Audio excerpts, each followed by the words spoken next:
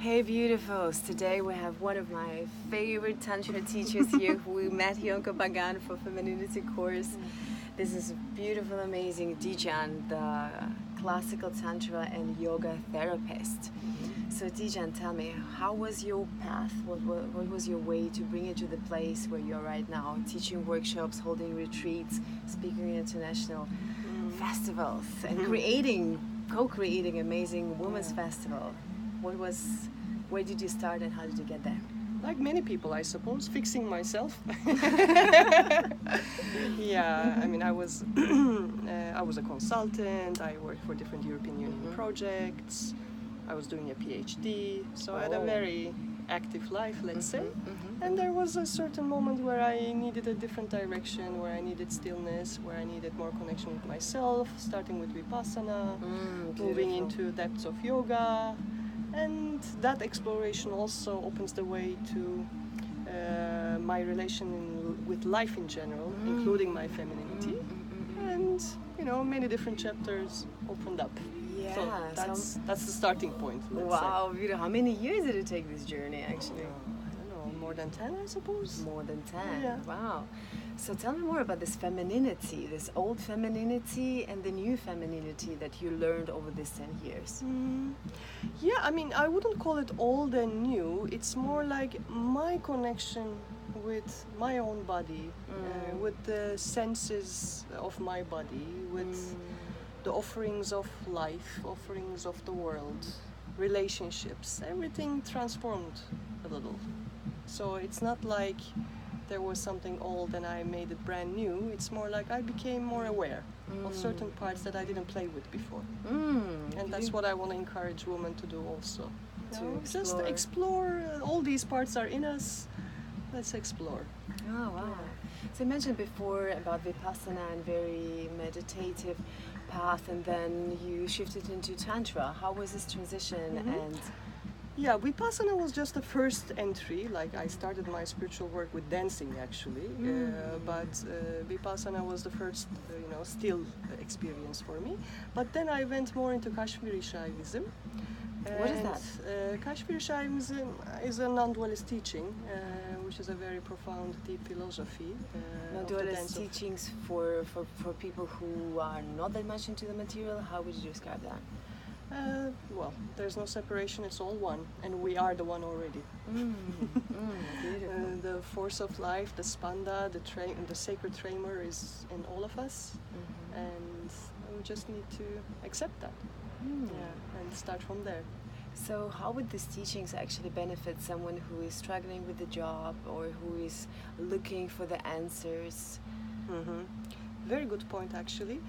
This philosophy in particular invites us to accept that we are already there where we want to go.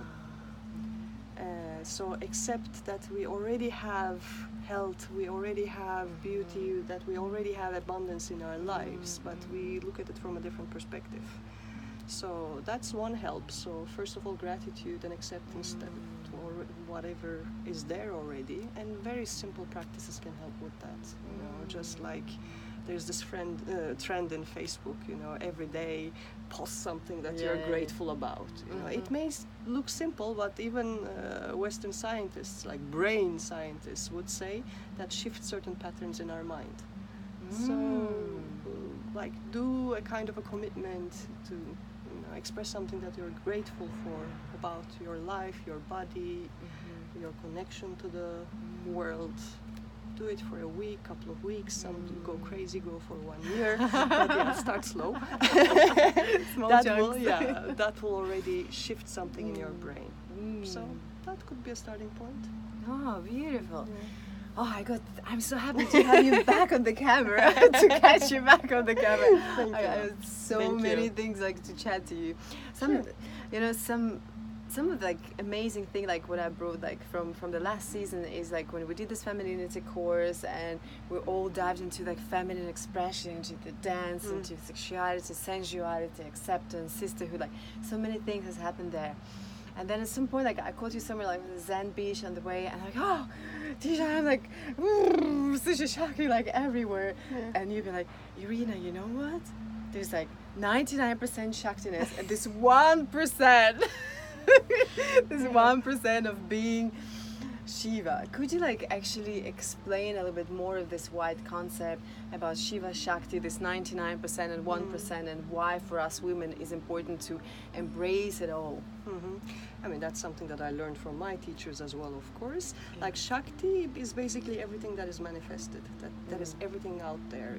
It is the beauty, and it is the darkness. It is the light and it is the shadow. It's our anger, envy, frustration, gluttony, and all the dark sides. But at the same time, our juiciness, our playfulness, and whatever there is that we want to that you like so much.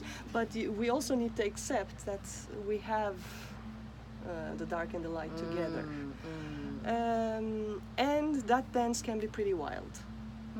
That In dance, well, I mean, imagine that you're super jealous of your boyfriend because he goes traveling alone. It's not a pleasant feeling, right? So that's No, we don't like it, right? We want to control everything. Indeed. So, and we cannot control anything. I mean, that's a fact of life. Everything is moving, everything is flowing, and we're trying to control. Yeah. So that's the crazy dance of Shakti in you, going into those wild emotions. So what are you going to do? Are you going to say, okay, I'm jealous of my boyfriend because he may meet another woman that he may like more, and then they may go on a date. Oh, they may really like each other. Oh, he may leave me. Or, like if he leaves me, I cannot find another one. Oh, I will be unhappy. And the story goes on. Yeah. And that's the crazy dance of Shakti from a, let's say, negative perspective. And what keeps us centered, what keeps us away from that storytelling, because it's not true, it's just a story that our mind creates, is that stillness, is that, let's say, Shiva, is that verticality. It's like, and connecting with a part of you that is way beyond all those stories of life. And that's that 1%. Did you notice this escalation that came before? Like, this is emotional masterpiece, right? Yeah. First the breath out and then look inward, right? Yeah. And what could our internal Shiva tell us actually? Most of the time, nothing. Because there's no story there. Stillness is stillness. The mind will still, excuse me, the mind will still create maybe distractions, follow this emotion, follow this thought, but you may just say, okay, these are transient. I'm here now. Who am I? What am I identifying myself with through the mind? So many things. They don't matter. I'm here in my center. And the practice can be super simple for especially a beginner. Just focusing wherever you can focus your attention, actually. For me, I like focusing in the middle of the chest without having any expectation. I don't expect to feel anything or have super crazy sensations and so on. No, just focusing my mind. Or for others, it may be here or there or wherever. Just centering the mind can be a good way to deal with this crazy dance, to invite that 1%. Oh, I love that. Let's take another side of it, actually. Sure. Those people who are not in touch with their emotions, who cannot sense, who cannot feel, who like totally numb their emotions down. What would be your practical, simple tips to get in touch with their emotions, to get in touch with this feminine Shakti side? Maybe for a... Very good point. Yeah, very good point. Body. Like starting with the body, trying to feel the body, because usually they come hand in hand. When there's an emotional blockage, there's a blockage in the body as well. So when we feel that we always sit in a certain uncomfortable way, let's say, and lower back problems, neck problems, or whatever, shoulders, and then we change the position, and the change of the position changes the mind as well. That's why somatic therapies are so effective. Even a simple yoga class can change the state of mind, state of emotions of a person. But from your question on, this awareness of the body, bringing the mind back to the body. And that may be just a simple awareness. How do my hips feel? How do my knees feel? How does my chest feel? What are the sensations alive? And that may be a bridge to expand that awareness into, okay, what is alive in me now? What do I feel? And most of the time, for people with that problem, the answer will be nothing. I don't feel anything. Which is like, okay, I don't feel anything. And then? But stay with that nothing. And something may sneak out, because it's again about that 1% who chooses to concentrate, to perceive. Concentrate to perceive the sensation in the body, concentrate to perceive what is the actual emotion that is happening in me right now. So which work are you presenting here on the festival, and which is connected to the retreats that you're doing? What is this about, and how could that benefit to other women?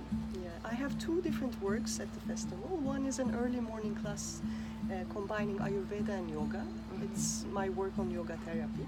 Yes, and I do that as private consultations, but also I integrate it into my retreats, which are a bit more holistic, multidimensional.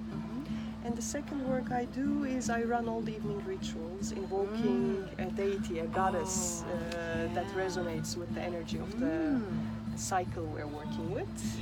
And that's my other work. I do retreats on classical tantra. Which is what? Which is basically using sacred geometry, using sacred sounds to invoke the energy of different gods and goddesses in the tantric tradition, using very traditional formulas. Yeah. But what did they do, those goddesses or those mantras or the sounds? Like, what is the point of it? Like, it's like, me like from outside, like, I don't know, like some like circles or triangles. What's that? For someone who has devotion, they may mean everything. For I bet. You see those people like running with those tattoos like all over the body. Exactly. For someone who are more dry, and that's how I started, honestly, I was really like, what's going on? Welcome to the club. Yeah.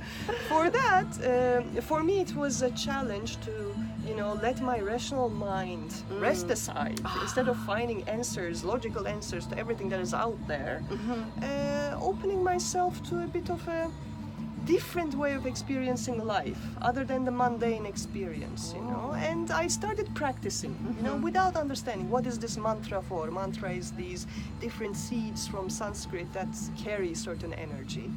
What are these mantras? So I have no idea why certain sounds make me feel or act in a different way, or why they work on my subtle energy body. So I was just practicing, and I got very good results.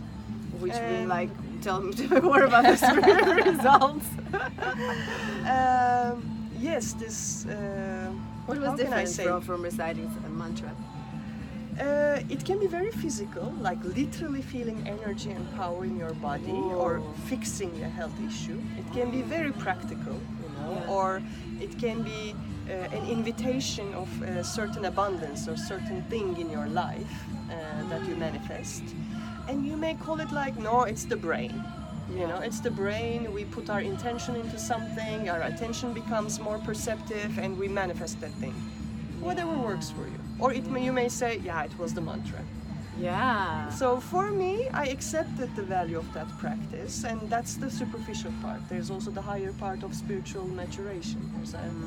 There are different meetings happening. Tell us more about the spiritual maturation. I'm still a baby, but we're all babies here.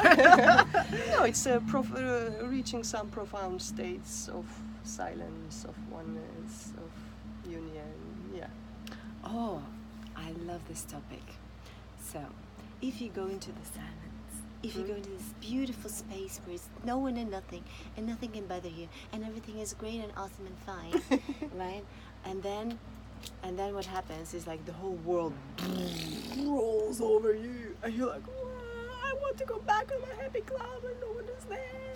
Very good point, actually, and that's exactly what I mean by maturation. That maturity in your practice allows you to keep that calm, to keep that attitude even in life. It doesn't mean that we live like mushrooms. Like I still have anger, like I still have frustration, I still have all kinds of emotions, and sometimes they leak out and they can be really perfect out imperfections. there. Yeah. Yeah, out there, but still my relation to them, or how many stories I create around them, how much they own me rather than me expressing them, changes. Oh, beautiful. Yeah, and that's what I call with maturation. It's not Wow. about chasing certain states of consciousness. It's more like finding healthier, more harmonious ways of living this life and serving with whatever gifts and talents you have. Wow, there's been words of wisdom from beautiful Dijan. Thank you very much. Where can we find more material about you? My project is called Rasa Lila.